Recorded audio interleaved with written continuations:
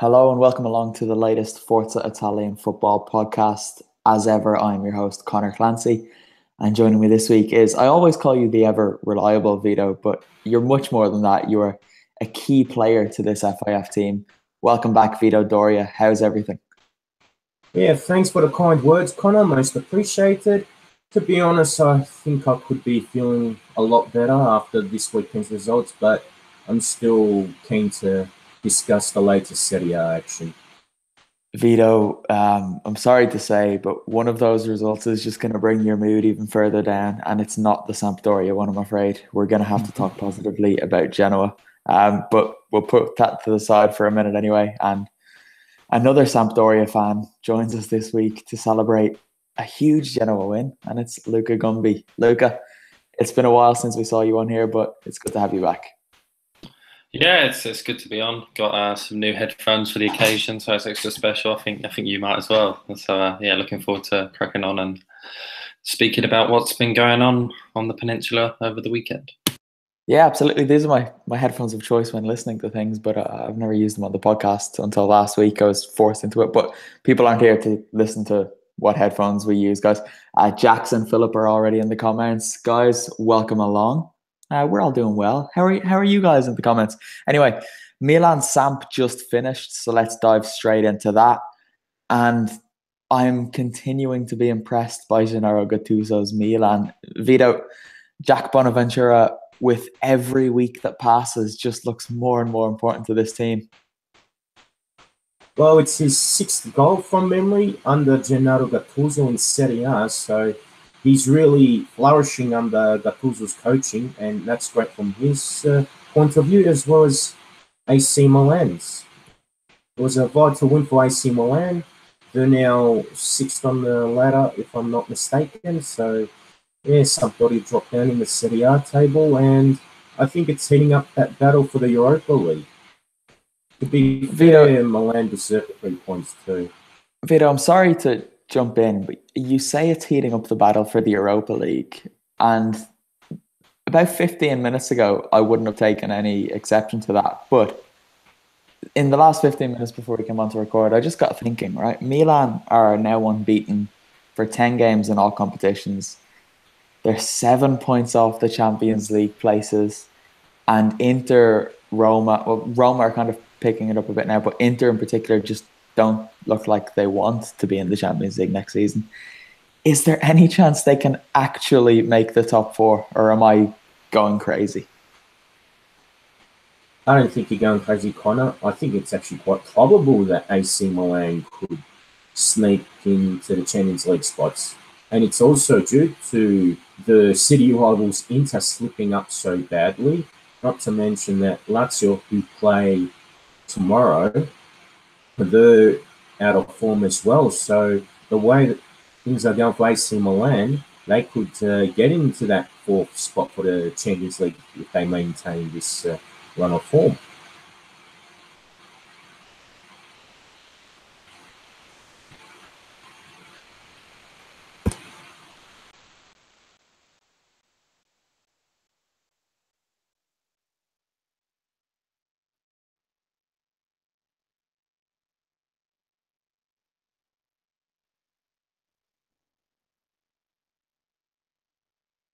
Can you hear me, guys?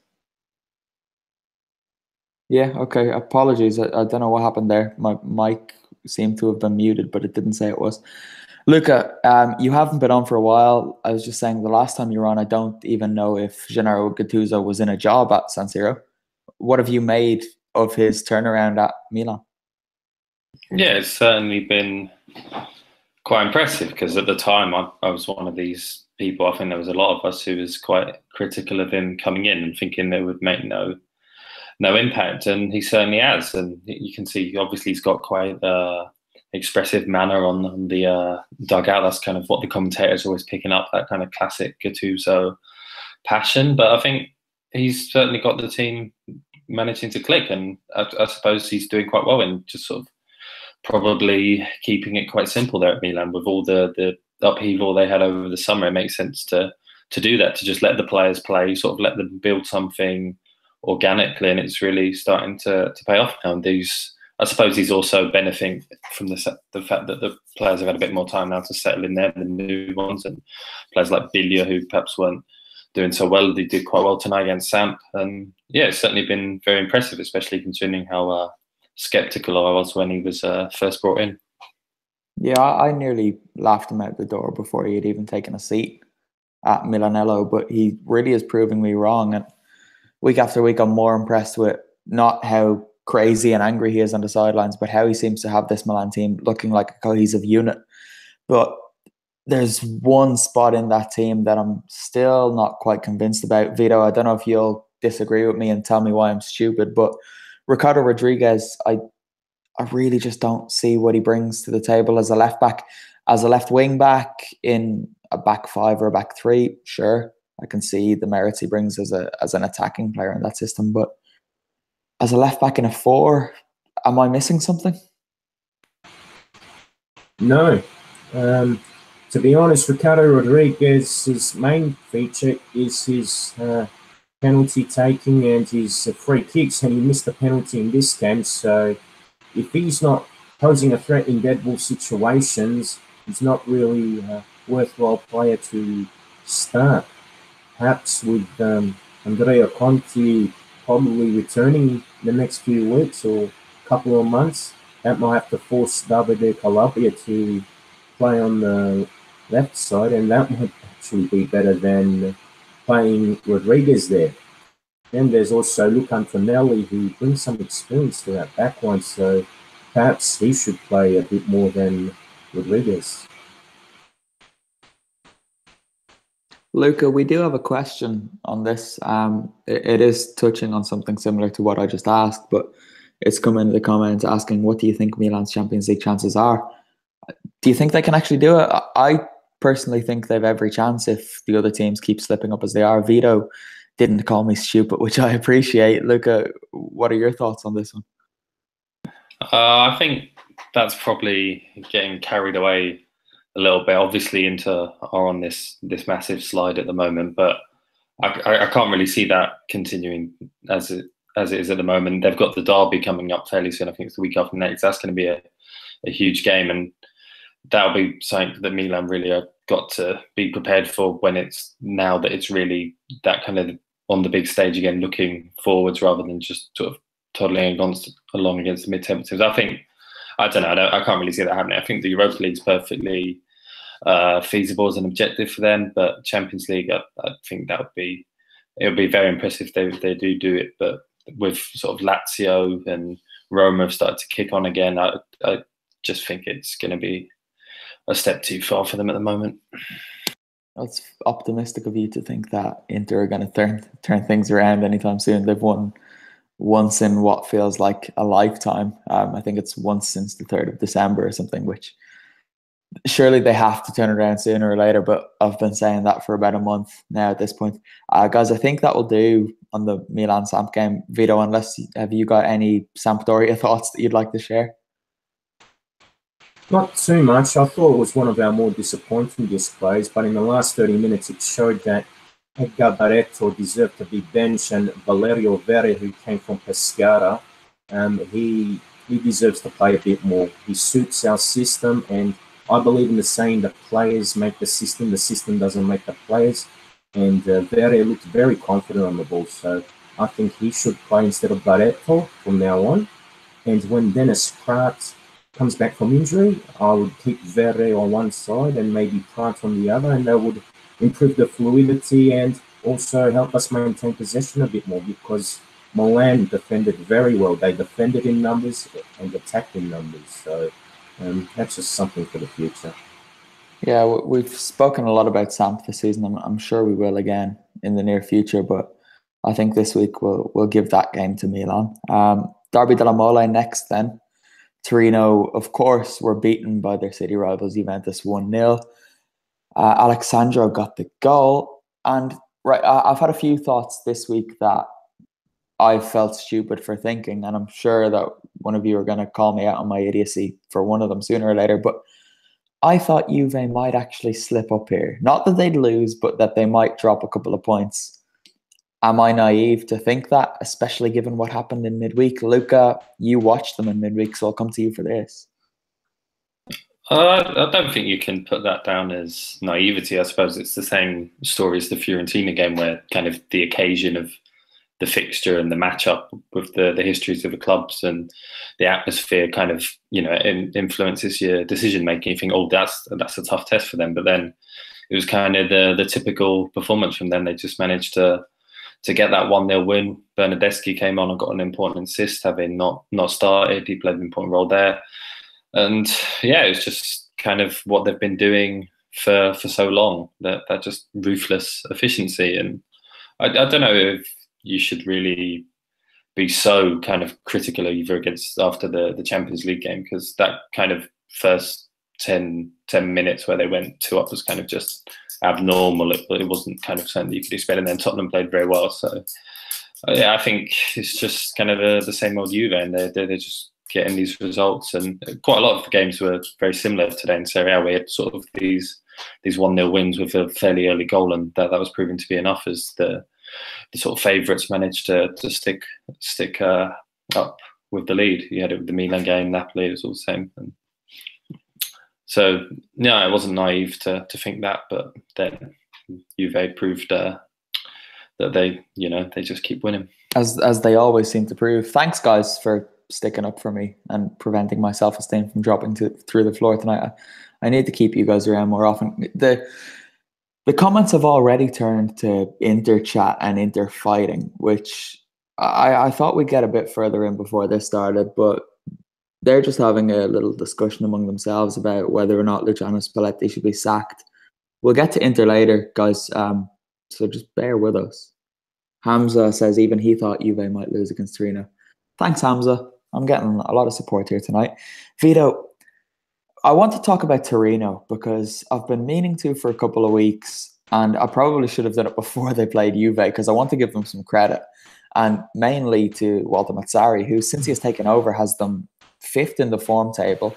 They've played 6, won 3, drawn 2, and lost just that one game against Juventus. What's the trick to turning this Torino side around? I think he's just added more stability to the team, because with Mihajlovic, it was the same story, and we were repeating the same cliches about him. There's still some grunt in this team and more fight, but yeah, Mazzarri in general has just made this team a better structured team, and players are in better suited positions. It's just a shame with the derby that there wasn't the same sort of organisation, or more than anything, they just offered very little offensively, which I think is a bit of a shame, because most of the derbies I've seen Torino play, they just look very timid and uninspired, and they just look overawed whenever they face Juve. It's not like they pose a threat or they're eager to take risks. Luca, if we're going to talk specifically about the derby then this weekend, I know you watched this, where did it all go wrong for Toro? I think it was just, I don't know. I think they started relatively brightly. There was a sort of good chance for Belotti when they managed to win the ball high up. They looked a bit dangerous on the counter, but then he miscontrolled it. And then after that, it's just kind of they sort of seemed to sit back, and you kind of seem to see there was that kind of fear factor that pretty much every team in Serie A tends to have in games against Juve. And then after going behind, you couldn't really see them coming back. It descended into being quite a scrappy game, and Juventus with their defenders and Chiellini, they were able to make it physical and just hold on, and there wasn't too much excitement. It was just kind of a typical run-of-the-mill sort of favourite beating the underdog without really shining or impressing too much. It was just a simple win, and I don't think Torino did anything particularly wrong, but they didn't really rise to the occasion and kind of perform beyond their abilities, as you might expect in a derby. Didn't really have that kind of intensity. I don't know if that's also because it was a early kickoff. You sometimes see that, but it's not really an excuse. But it's kind of the kind of game that you tend to see quite often. Luke, I'll stick with you. I'm pretty sure I would have spoken to Vito in recent weeks about Andrea Belotti, but he was quiet. I'm not going to blame him for that because he didn't really get a lot of service up top for Torino, and he was quite isolated at times. But is his slow season just down to the fact that he suffered an injury and rushed himself back, and he's still suffering a bit of a hangover from that, or is there more cause for concern there? I don't think there's really too much of a need to go overboard with the criticism of him. Obviously, as you mentioned, he was out for a while, and there's also going to be a lot more kind of pressure on him. Other teams are going to have a lot more of a idea about what he can do after last season. He's going to be dealing with defences who've probably got more specific instructions on how to stop him. So I think he's not reached the levels of last year, but for him to have done that would have been incredibly impressive. So I don't think there's any need to really stick with him. Also, he was sort of involved with the Italy team that failed to qualify for the World Cup. He was sort of being touted as a possible saviour at the time when he wasn't at his peak fitness. So I don't know if that's sort of left a bit of a mental kind of block on him, where he's not really been able to feel as confident as he was. He felt obviously they would have all felt disappointed after that. So he's still young and he's not been able to get that full long run of games this year. So I think he's still developing, and it'll be much more fair to make a more thoughtful evaluation next season. Yeah, I would find it hard to disagree with that, and I do think it's important to note the impact that World Cup elimination had on even someone like Gianluigi Buffon, who's been and seen everything in the game, and he was obviously quite badly emotionally affected by it. So it's going to only affect a young player like Belotti even more. Napoli beat Spal 1-0, Vito, but I don't really want to talk about that game because they just ground out a win and it was not an enjoyable game to watch. What I do want to talk about is the game they played on Thursday night, not specifically anything that happened in the game, but the fact that Maurizio Sarri changed pretty much all of his team, which I was happy to see him do because it shows he's prioritizing the Scudetto. But he's been getting a little bit of criticism on Twitter and all of that, which I don't really understand. Can you see where Sarri is coming from, or should he be taking the Europa League seriously? I understand where Sarri is coming from because Napoli's depth is not that great and he hasn't rotated the squad a lot, so I think it's more than fair that he does rest his best players for the Serie A and try to chase that third Scudetto. I still feel that this season is Napoli's best chance to win it because I do see that Juve aren't as strong as they used to be. So yeah, I really think that it's pretty good to see that he knows where his priorities lie. And I reckon there are other times where Serie A coaches should have focused more on the Europa League or put strong teams in Europe, but I don't think they were in the same position as Sarri. I want to disagree when you guys say things, but I can't with that because generally I really hate when coaches don't take the Europa League seriously. I think it's a competition that should be valued.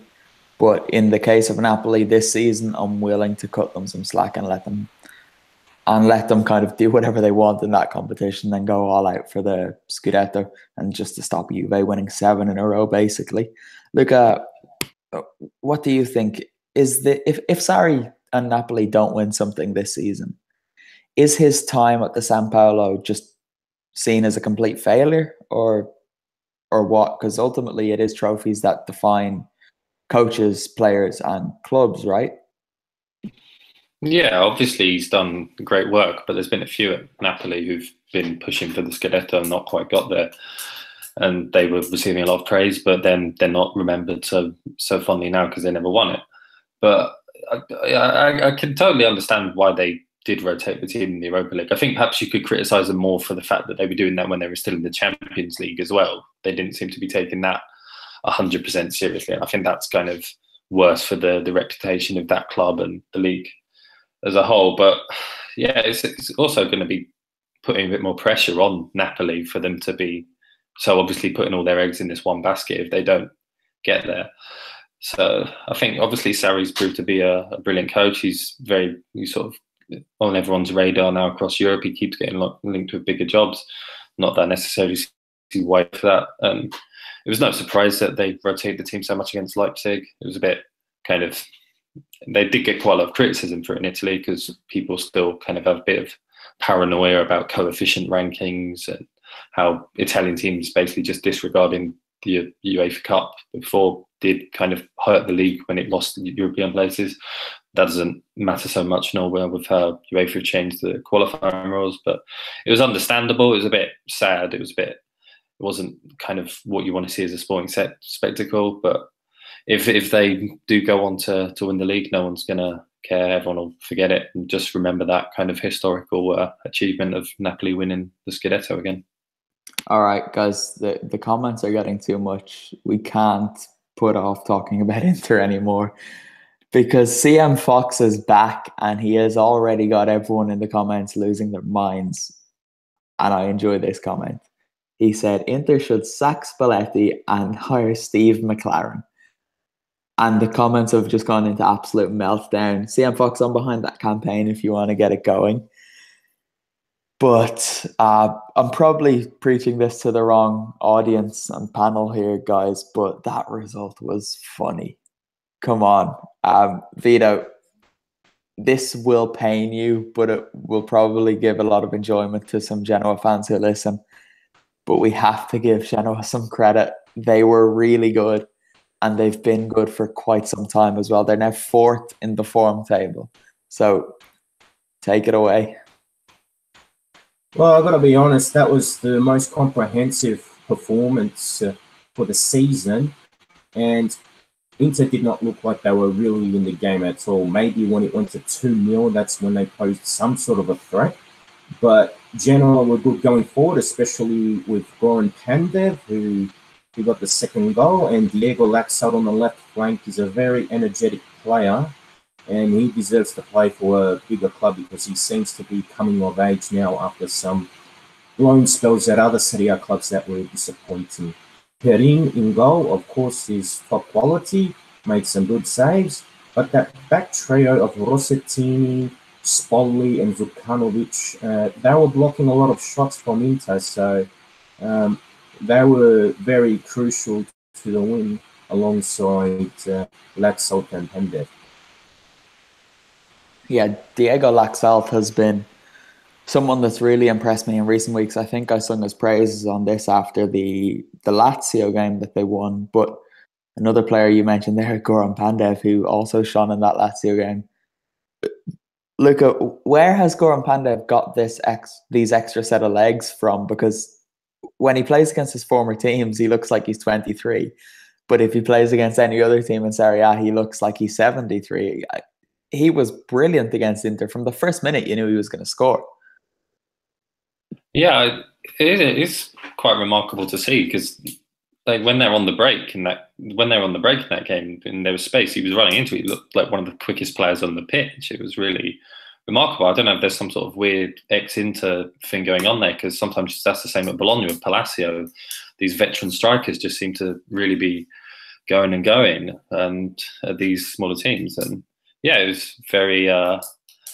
He almost scored that kind of bizarre goal as well, where he mishit a cross and it almost bounced over Handanovic, and then took the finish. Well, it was simple enough, but yeah, it was a very good performance for him and Genoa on the whole. They do have a very good record at home against Inter and some of the other big teams. Then no one likes to go to Marassi against Sampdoria or Genoa, but Genoa as well. They've really clicked on under Ballardini and Inter continuing to struggle. It wasn't really necessarily that surprising a result if you look at the kind of head-to-head records and the form that Genoa are in at the moment. Yeah, the only thing I could think when I was watching Goran Pandev surge forward on those runs was maybe the river has started eroding into one end of the pitch. So he was actually running downhill. So he was just able to pick up that extra bit of pace. But I'm glad you mentioned Rodrigo Palacio at Bologna scoring against Inter recently, because the Bologna English Twitter account put up a good tweet winding up some Inter fans. Well, I don't know if it was supposed to be provocative, but it was a photo of him playing in goal for Inter, saying that he scores when you play him in the right position, which which I very much enjoyed. The Bologna Twitter account is probably worth a follow as well, so you guys should get on that. Right, the real reason I wanted to talk about Inter is because Andrea Ranocchia scored one of the best own goals you're likely to see. And surprisingly, it was his first own goal in 186 or something Serie A appearances. Vito, how is Andrea Ranocchia still playing at a top Serie A side? It defies logic, to be honest, Connor. I mean, you can't really put a proper argument to say that he deserves to be at Inter. It's like he's been living off this reputation of potential for nearly 10 years and people think he's going to come good, but he's a massive liability to anyone who plays him in defence. He's slow, he doesn't read the play properly, he's just so prone to errors. And really, I think it's come to the point he's just got to be more humble, and if Inter give him the flick, just play at a small club or even consider Serie B, because he's just really not up to the standard. And whether it's an awareness thing or a mental thing, it's just very shocking to see that he is still playing there. I always have a bit of sympathy for Ranocchia with kind of highly touted he was. And there clearly is a player there, but there is some sort of mental thing where he just makes these obvious errors that just undermine everything else in his play. And to be fair, that goal, the own goal against Genoa, wasn't his fault. It was Skriniar blasting the ball into him at close range. So I can't really see what he could have done there. Hit him and went in. But. Don't get me wrong, that wasn't his fault, but there is no one else on that pitch who is hapless enough for that to happen to them. If I showed you that goal and blurred out all the numbers and faces and asked, who do you think this ball hit off and went in? You would both guess Andrea Ranocchia in one. I'm absolutely certain of it. Guys, before we move on from this game, I want to talk about Mattia Perin because I think he should be Italy's number one goalkeeper. I know there's been a lot of talk saying that Buffon might come back, which is ridiculous. We all love Buffon here, but I think he should be left in the past when it comes to Italy now. And Gianluigi Donnarumma hasn't really done it to the same level this season as he did last, which you can't really hold against him. He's about 12 years old. Does anyone else have any other candidates to take the number one shirt with the Azzurri, or should it be Perin? Vito, you can take this one first. Yeah, I would definitely go for Perin at this stage. I think now that he's fit, he's in good condition and should be able to take the number one spot without any problems. I think the contract situation with Donnarumma and also Milan's bad start to the season, I think that's impacted on him. So I would still keep Donnarumma at number 2. But if Donnarumma can return to form sometime, he might be number 1. But I would rather go with Perin because he has got more experience and he's not making some of the errors that Donnarumma has made this season. Yeah, I suppose if you're looking at it short term and who you want in there immediately, it makes sense to put Perin in. I think it's just quite difficult to really talk about Italy though, with the next competitive fixtures being so far away and there's no permanent coaching appointment. But I think you do want to give Donnarumma games as well, get that experience, play him in friendlies. Otherwise, I think even Sirigu could sort of play some role. He's been doing quite well at Torino after Joe Hart struggled there last season. Perhaps as the third choice, he's tended to do quite well in Italy after he was a solid player at PSG before sort of having a rapid decline in Spain, but he seems to have bounced back now. And I think there's a few decent young players around. I always like Meret. He's not quite been doing so well at Spal, but he's got back in the team there for the moment. And Alessio Cragno at Cagliari's another kind of option. So I think there's lots of young goalkeepers. But as you've both said, I think it makes sense to go with Perin for the immediate short term. Yeah, I'm reluctant to get behind Sirigu, to be honest. I'd be all for having him around the squad, but because he's 31, so by the time the next World Cup comes around, he's going to be 35, and I don't see the point, to be honest. And there are so many good young goalkeepers that we've all already mentioned, and Plizzari as well is another one who Milan fans will shout at us if we don't bring up. So there's his name checked off the list. Udinese, we lost to Roma 2-0. Nothing really here I want to talk about, but I did see someone say that Gregoire de Frel should play more for Roma. Vito, do you agree with this? And if you do, where should he play in this Roma team? He's a very versatile forward, and he can play anywhere along the front three. Based on current form, I would actually try him at centre forward because he can play there from time to time, and Di Francesco did use him there to Sassuolo. I'm still not convinced that Dzeko is really back in form, so that is why I would put the threat there. And also, on the left wing, you've got El Shaarawy and Perotti who can contribute from time to time. And also, Cengiz Ünder is in sensational form, so I wouldn't want to take him out of the right wing position. Under's scored 4 goals in just 3 games, so yeah, he's really looking delightful. Okay, moving quickly through these now. We've moved along quite nicely with time, actually. Bologna played Sassuolo and they won late on 2-1. Luca, you watch Bologna every week or more or less. Break us their season then, please. Improvement on last season when they kept conceding goals in stoppage time, and I think they had the most red cards in Europe when they were just a bit of a self-destructive outfit. They've kicked on a bit. Their main problem just remains that they don't get anything off the big teams. They can beat the mid-table teams, the relegation fighters, but they just seem to have some sort of mental block when it comes to facing those top sides. And they've got a few good players. Di Francesco, they can play good attacking football. Verdi, obviously, who rejected Napoli, and you presume he'll be off in the summer. And yeah, they've got quite a strong central midfield. Lots of players can rotate. Poli's been doing quite well after being at Milan for a long time, with never really fulfilling the potential that he had when he was at Sampdoria. But he's proven himself to be a perfectly good Serie A player. And Pulgar's sort of hit a bit of form, young Chilean, occasional international for them. Scored a very nice free kick to beat Sassuolo. I think they just need a bit of confidence to push on. But if they make a few good signings or get that kind of confidence, it wouldn't be inconceivable to see them pushing for the Europa League perhaps in a few seasons. And it'll be interesting to see if they can hang on to Orsolini, if he can really kick on there, because he does seem to be one of the most talented Italian young attacking players, and he didn't really get that much of a chance at Atalanta, which you perhaps wouldn't have expected considering their abilities in developing youth. But he's played a few times, and it'll be really interesting to see how he can develop with also parent club Juve watching on.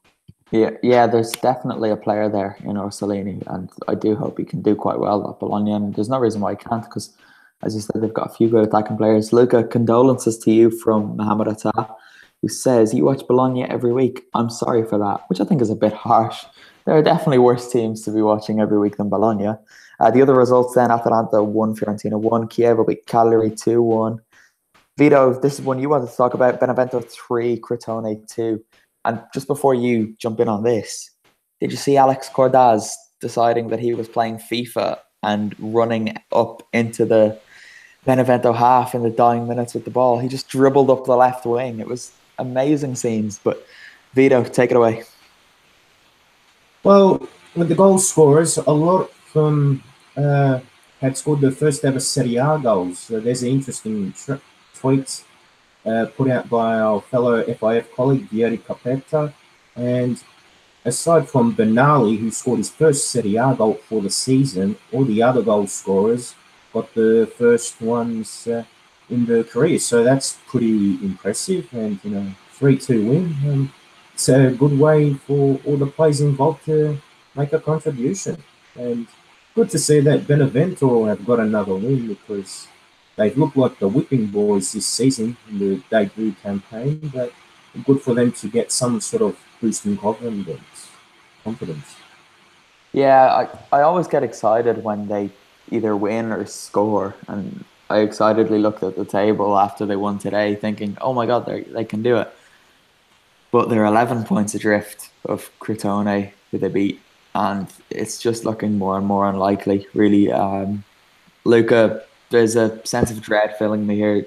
Do you think that the bottom three is kind of set as it is with Spal, Verona, and Benevento? I don't know if it's a completely foregone conclusion. Obviously, Benevento staying up would take a miracle. I think they might put up a little bit of a fight now. They might get a few more home results and sort of give the fans something to enjoy from the season. Spal, even they played at Napoli away and they lost 1-0.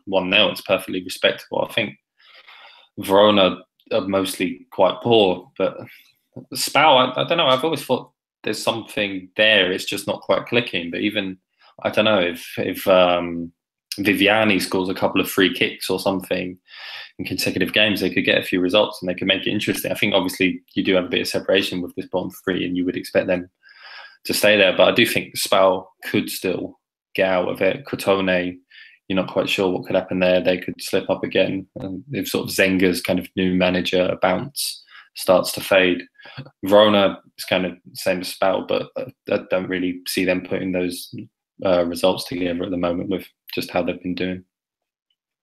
Yeah, it would be a shame. Even when we were at Spal back in December, was it? That there did seem like there was something about them, and they found themselves 2-0 down without actually playing that badly, and then came roaring back and drew 2 each when they probably should have won. Again, that was against Verona, actually, now that we mention it.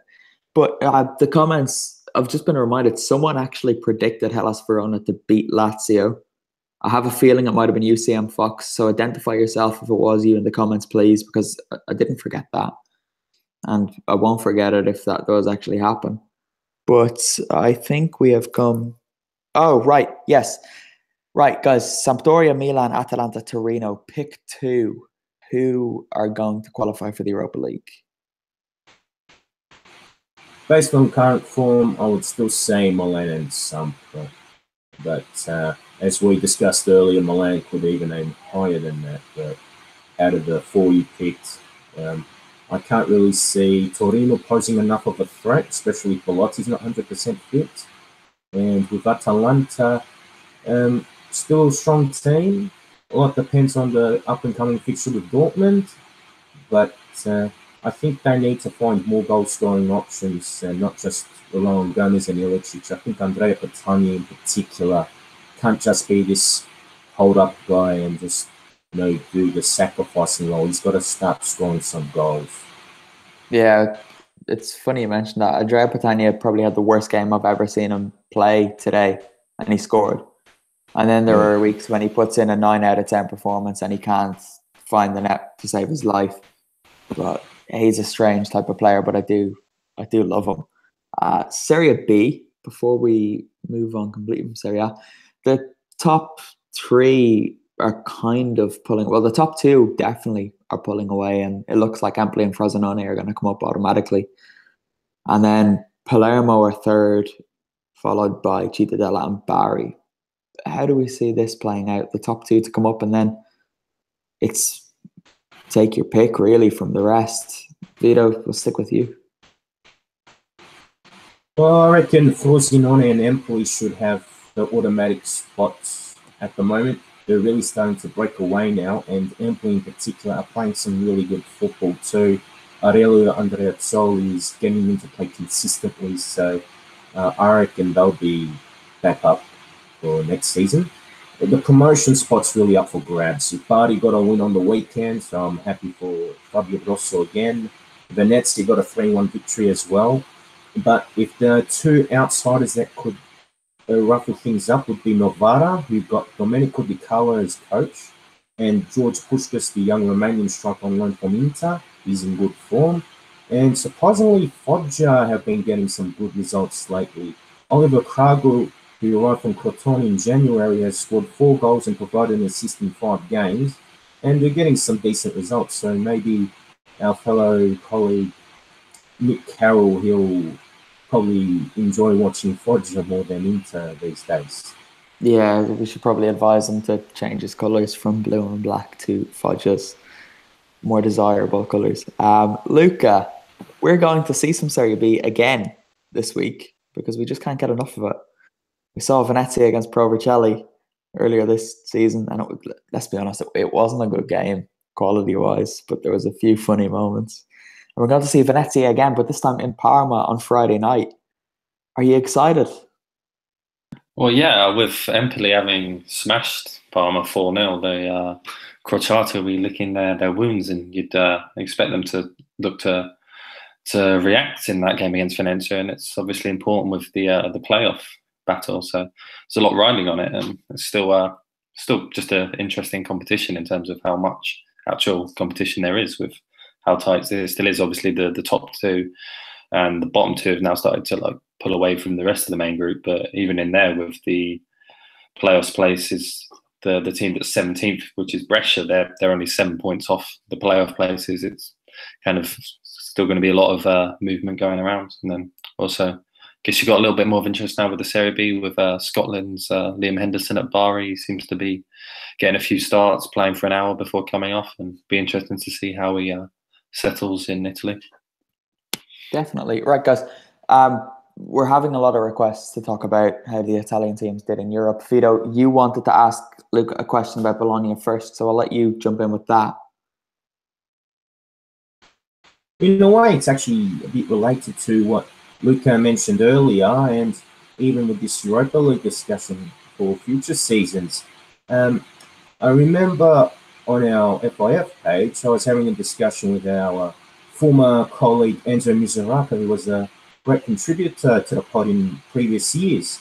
And he's fond of Donadoni as a coach, but I am not.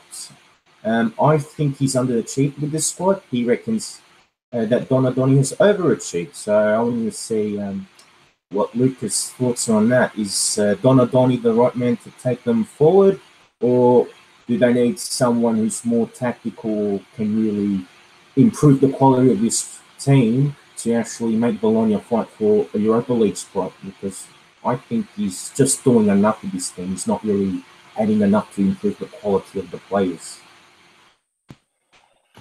Yeah, I can see what you're getting at with him not being the most tactical, because there is, whenever he sort of speaks, he kind of just always says that he wants the team to just believe in themselves more, be more aggressive. That's kind of what's meant to be the determining factor with that Bologna team. And they do still seem to have these kind of mental blocks that he's not been able to break down, where they don't really do much against the big teams. And I don't know, I think they probably do what you would expect of them. They have this kind of solid 4-3-3.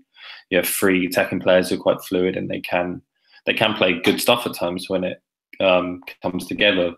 But they're not kind of at the level, I suppose, that if you were Bologna, you'd sort of aspire to be like Atalanta and really kind of perform above your means, and they're not doing that. But I don't know if they're underachieving or overachieving. I'd say they're probably about where you would expect them. I suppose that the kind of main kind of issue there is that when they brought Destro in, they would have expected a lot more from him, and he's never quite delivered up front, and they don't really have that kind of top-class striker who can really do it. Palacio's done well as a free transfer. But to be honest, with the way that club is, I think they're perfectly happy with stability and just continuing making very small incremental gains. They don't really want to rock the boat. They were in Serie B not too long ago. They'd be worried about going backwards if they make too many changes and try anything too radical. So I think they're happy enough with Donadoni as that kind of safe pair of hands. But even with him, some people were linking him with the Italy job. So he's obviously well regarded in many areas, even if he's not really tearing up at Bologna at the moment. I'm happy with that. Vito is sitting quietly, so it looks like he's happy too. Right, before we wrap up then the European talk, because people are demanding it, I guess the obvious place to start is Juventus. They drew 2-2 with Spurs. They collapsed, really. They were 2-0 up within 10 minutes and then did the most un-Juventus thing you would imagine and threw it away. Vito, what do you think of this? It's not a good result, really, is it? Very negative result, and also it's very disappointing to see that Juve could not hold on to that lead or even improve on it. I reckon Max Allegri, in his coaching career in the Champions League, he just gets too panicky, or he forces his team to become cautious after a good lead. I think he's got to be more ambitious and make his teams more courageous. So they've got to go out for all that attack for the 90 minutes at Wembley. So if he decides to, get Juve to take the lead, I really think that, they've got to keep going to the final whistle, otherwise they'll slip. Another concern too is Gianluigi Buffon's goalkeeping the goals. I thought it was very unlike him, and I think he's really showing his age, and the signs of decline are there to see. I think. Sorry. Oh, go on. Go. Yeah, I guess that game as well showed that the centre midfield is kind of still that Achilles heel, perhaps with Juve at the moment. Like Moussa Dembele completely bossed that when Tottenham came back into it. He just got them up the pitch. And Khedira's not really having much of an impact at the moment. But yeah, I suppose it was kind of Juve, you wouldn't have expected to be up that early. It was sort of a penalty that kind of came out of nowhere and some terrible defending from Spurs on the first goal. But Tottenham played very well. It wasn't just that Juve threw it away, but kind of that centre midfield, they did struggle with the likes of Dembele's dribbling in the middle and just helping to sort of give Spurs that kind of base up the pitch, because I don't think that tends to happen in Serie A very often. They're not particularly used to dealing with that. CM Fox is asking how long is Higuain out for. Allegri was speaking about it today. He says not that serious. It was just a bit of bruising, so it shouldn't be anything that keeps him out for too long. The Europa League, Atalanta lost 3-2 against Borussia Dortmund, but Vito, I've spoken to Luca about this already off air. It's not the worst result for the boys from Bergamo. No, it's not. The only thing is, I would be shocked if Atalanta won just 1-0.